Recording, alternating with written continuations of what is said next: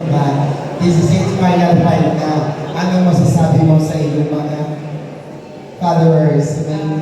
Maraming salamat po sa lahat ng nasuporta sa akin. Lalo na sa mga maraming salamat po, judges, sa pagpili sa akin bilang isa sa top 1. Natagalan ka ba mo? Okay lang po. Ayan.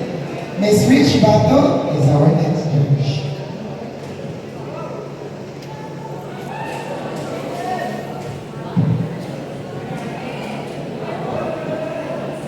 Alright, good luck, candidate number 7. I will repeat the question twice.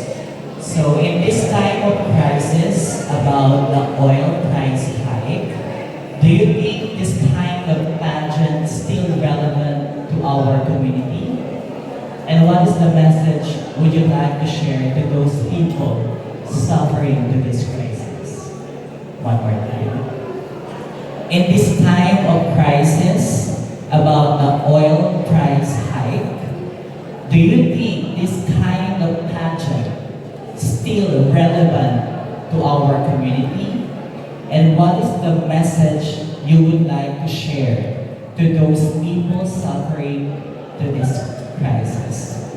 Maraming salamat po. Ang napunta po sa aking katanungan ay po naapektahan po ang nangyayaring patimpala ngayon sa pagtaas po ng gas. Ang isang mensahe lamang po ang magbibigay ko sa mga naapektuhan nito.